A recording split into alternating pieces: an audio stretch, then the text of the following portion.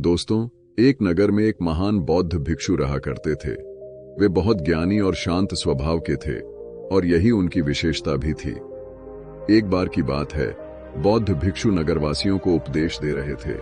बौद्ध भिक्षु कह रहे थे, शब्दों में जीवन बदलने की शक्ति होती है। अपने शब्दों से जीवन बदलिए। हम जो भी शब्द अपने लिए या दूसरों के लिए कहते हैं या जो भी बातें करते हैं, उसमें हमें ध्यान देना चाहिए।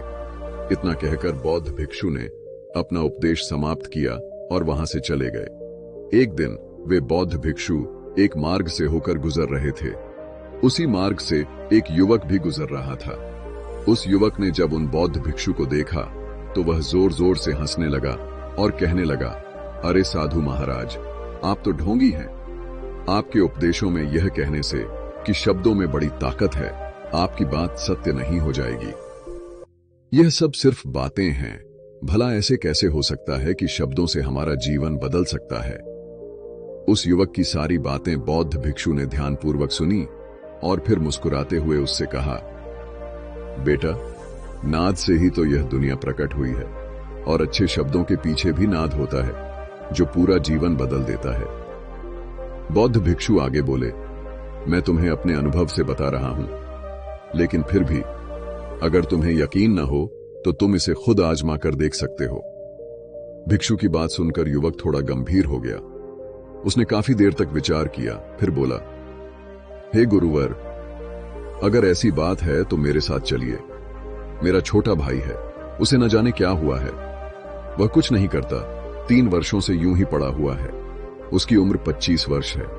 वह दिन भर कुछ न कुछ सोचता रहता है। उसकी हालत देखकर घर में सब परेशान हैं। माता पिता भी बहुत चिंतित रहते हैं। युवक ने आगे कहा, हम सब ने कई तरीके और योजनाएं अपनाई, लेकिन कुछ काम नहीं आया। वह हमसे कुछ नहीं कहता। परिवार का हर एक सदस्य पूरी तरह से थक चुका है, हार चुका है। आखिर वह क्या करना चाहता है, किसी को कुछ नहीं पता। अगर हमारे शब्दों से उसका जीवन नहीं बदला तो आपके शब्दों से क्यों बदलेगा? और जैसा आप कह रहे हैं कि शब्द सचमुच जीवन बदल सकते हैं, तो क्या आप मेरी मदद करेंगे? इस पर बौद्ध भिक्षु मुस्कुराते हुए उस युवक के साथ चल पड़े। युवक उन्हें एक खेत में ले गया और अपने भाई की तरफ इशारा करते हुए बोला, हे गुरुवर, यही मेरा भाई है जो पूरे गांव में आलस्य और मक्कारी के लिए मशहूर है। आप कहते हैं कि शब्दों में वह शक्ति है जो जीवन बदल सकती है, तो क्या आपके शब्द उसका जीवन बदल सकते हैं? अगर यह सत्य है तो आप इसका जीवन बदल कर दिखाइए। बौद्ध भिक्षु ने ध्यानपूर्वक युवक के भाई को देखा। वह एक पेड़ की छांव में आराम से सो रहा था। जब बौद्ध भिक्षु उस युवक के भाई के पास पहुंचे तो आराम से उसके सिर पर हाथ फेरते हुए बोले, उठो बेटा, बहुत देर हो चुकी है। ये सोने का समय नहीं है, यह तो जागने का समय है। बौद्ध भिक्षु की आवाज सुनकर वह लड़का अचरज में पड़ गया। उसे लगा, आखिर कौन है जो मुझे इतने प्यार से जगा रहा है, वरना गांव वाले तो मुझे आलसी और मक्कार ही कहते हैं। उसने आंखें खोली और मलते हुए बौद्ध भिक्षु से कहा, हे गुरुवर, आप कौन हैं और यहां क्यों आए हैं? इस पर बौद्ध भिक्षु ने मुस्कुराते हुए कहा, बेटा, यह प्रश्न तो मैं तुमसे पूछना चाहता हूं। तुम कौन हो, यही तो तुम्हें जानने की आवश्यकता है। बौद्ध भिक्षु की बात सुनकर वह लड़का जोर जोर से हंसने लगा और बोला, आप मेरे बारे में जानना चाहते हैं तो गांव के किसी भी सदस्य से पूछिए। आपको पता चल जाएगा कि मैं कौन हूं। हर कोई यही कहेगा कि मैं आलसी और मक्कार हूं। लोग तरह तरह के ताने सुनाएंगे और बातें कहेंगे। इससे आपको यकीन हो जाएगा कि मैं कौन हूं। तभी बौद्ध भिक्षु मुस्कुराते हुए उस लड़के से बोले, सबसे पहले मेरी यह बात सुन लो। मेहनती इंसान के शब्द उसे अंदर से चोट पहुंचाते हैं। कभी अपने आप को मत कोसो। और दूसरी बात यह कि मैंने गांव वालों से नहीं पूछा कि तुम कौन हो। मैं तुमसे पूछ रहा हूं कि तुम कौन हो। लेकिन तुमने तो अपनी आदतें बताई।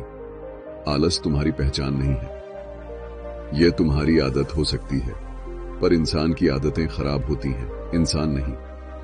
इसलिए बेटा, तुम आलसी या मक्कार नहीं हो। यह तो सिर्फ तुम्हारी आदत है। यही छोटी सी बात है जो गांव वाले नहीं समझ सकते। यह सारी बातें सुनकर लड़का आश्चर्यचकित रह गया, क्योंकि गांव वाले हमेशा उसे आलसी और मक्कार कहते थे और ताने ही सुनाया करते थे। उस बौद्ध भिक्षु की बात सुनकर उस लड़के की आंखों में आंसू आ गए। वह तुरंत ही दोनों हाथ जोड़कर बौद्ध भिक्षु के चरणों में गिर गया और कहने लगा, आप सत्य कहते हैं, यह मेरी आदत है और मैं इससे बहुत परेशान हूं। लाख कोशिशों के बाद भी मैं इसे बदल नहीं पा रहा हूं। जब भी किसी कार्य को करने की कोशिश करता हूं तो मेरा ध्यान इधर उधर की बातों में लग जाता है और मैं परेशान हो जाता हूं। इस दर्द को दूर करने के लिए मैं सो जाता हूं। इन आदतों को बदल नहीं पा रहा हूं। जब भी मैं किताब पढ़ने की कोशिश करता हूं तो मुझे नींद आने लगती है। मन में एक अजीब सा दर्द होने लगता है। ऐसा लगता है कि मेरा जीवन यूं ही व्यर्थ जा रहा है। जब मैं इस दर्द को बर्दाश्त नहीं कर पाता तो मैं सो जाता हूं, ताकि जब उठूं तो दर्द महसूस ना हो। और अब यह भी यकीन हो चुका है कि मैं इन आदतों से नहीं निकल सकता। ये आदतें मुझे नहीं छोड़ने वाली। इस पर बौद्ध भिक्षु उस लड़के से कहते हैं, बेटा, यदि तुम इस आलस की आदत को छोड़ना चाहते हो तो मैं तुम्हें एक सही उपाय बता सकता हूं, लेकिन उसके लिए कल सुबह तुम मुझसे आकर मिलना, तभी मैं तुम्हें वह तरीका बताऊंगा। इतना कहकर बौद्ध भिक्षु वहां से चले गए। बौद्ध भिक्षु की सारी बातें उस लड़के के कानों में गूंज रही थीं। वह समझ नहीं पा रहा था कि बौद्ध भिक्षु ऐसा क्या उपाय बताएंगे जिससे उसके जीवन से आलस्य हमेशा के लिए खत्म हो जाएगा। देखते देखते रात हो गई। रात भर वह बिस्तर पर करवटें बदलता रहा और बौद्ध भिक्षु की बातों के बारे में सोचता रहा। सुबह हो गई। सुबह होते ही वह लड़का बौद्ध भिक्षु के पास पहुंच गया और उन्हें प्रणाम करके बोला, हे गुरुवर, जैसा आपने कहा था, लीजिए मैं आ गया हूं। अब मुझे वह मार्ग बता दीजिए जिससे मैं अपने जीवन से इस आलस्य को निकाल सकता हूं। तभी बौद्ध भिक्षु उस लड़के से कहते हैं, जब भी तुम कोई दुविधा में हो या निर्णय नहीं ले पा रहे हो, तुम्हारे मन में तरह तरह के प्रश्न उठ रहे हो कि मैं क्या करूं, कैसे करूं, ये सब कैसे होगा, तब तुम वास्तव में अपने अतीत से सोच रहे हो कि पिछली बार तुम्हारे ऐसा करने पर क्या हुआ या अतीत में लोगों ने तुमसे क्या कहा था। तो आज से कभी भी अपने अतीत से नहीं बल्कि भविष्य के बारे में सोचो। इस पर लड़का कहता है, भविष्य से वह भला कैसे? तभी बौद्ध भिक्षु उस लड़के से कहते हैं, मान लो तुम्हारे पास किसी चीज की कमी नहीं है, तुम्हारे पास वो सारी सुख सुविधाएं हैं जो तुम चाहते हो, तो अब बताओ तुम अपना जीवन कैसे व्यतीत करना चाहोगे? उन बौद्ध भिक्षु की बातें सुनकर वह लड़का सोच में पड़ गया, क्योंकि वह लोगों की आज तक ताने ही सुनता आ रहा था। किसी ने उससे ऐसे बात नहीं की और वह गुरुवर उससे उसकी आने वाले भविष्य के बारे में बातें कर रहे थे। उन बौद्ध भिक्षु की बातें सुनकर वो लड़का स्वयं से प्रश्न करने लग गया, यदि मेरे पास सब कुछ होगा, धन की कमी नहीं होगी, तो मैं अपना जीवन कैसे व्यतीत करूंगा? कुछ देर सोच विचार करने के बाद वह उन बौद्ध भिक्षु से कहता है, गुरुवर, मैं यह दुनिया घूमना चाहूंगा, पहाड़ों पर चढ़ना चाहूंगा, समुद्र की रेत पर चलना चाहूंगा और मैं एक बहुत बड़ा व्यापारी बनना चाहूंगा। तभी अचानक उसका ध्यान टूट गया और वह गुरुवर से कहता है, पर यह कैसे संभव होगा?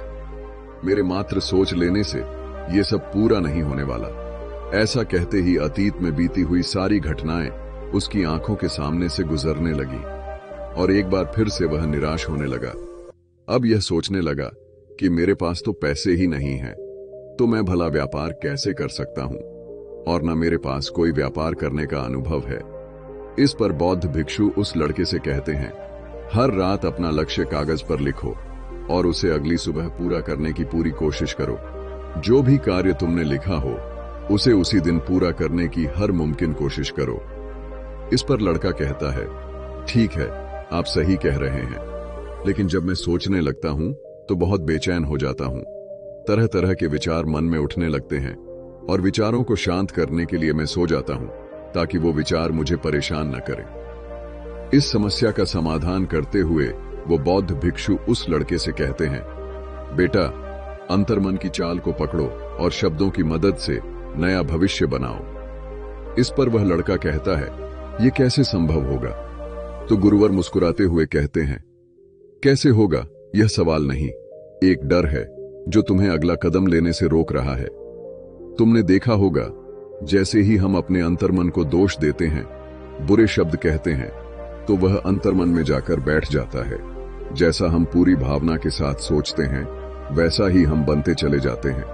तो तुम अपने मन को नए संदेश दो कि मैं अपनी कमजोरियों को दूर करता हूं, चिंता को ध्यान में बदलता हूं, मैं उत्साह और ऊर्जा से भरा हुआ हूं, लगातार अपने लक्ष्य को पूरा कर रहा हूं। तो तुम दृढ़ निश्चय से किसी कार्य को करोगे तो वह अवश्य पूरा होगा।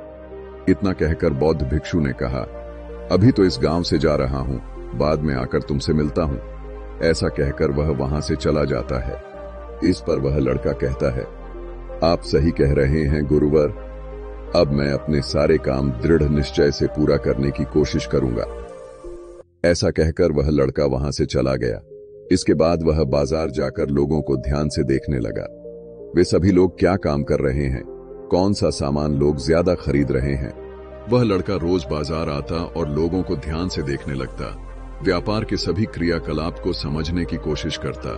फिर एक दिन वह बड़े व्यापारी के यहाँ काम करने लगता। धीरे धीरे मसाले के व्यापार की पूरी जानकारी लेने के बाद वह लड़का एक बहुत बड़ा व्यापारी बन जाता है। इस प्रकार दोस्तों, सही शब्दों का प्रयोग करके दृढ़ निश्चय से हम अपने जीवन में परिवर्तन ला सकते हैं और अपने लक्ष्यों को प्राप्त कर सकते हैं। दोस्तों, अगर आपको ये वीडियो अच्छी लगी हो तो हमारे इस वीडियो को लाइक करें और हमारे इस चैनल को सब्सक्राइब करें और अपने परिवार के सदस्यों को और दोस्तों को भी शेयर करें। धन्यवाद।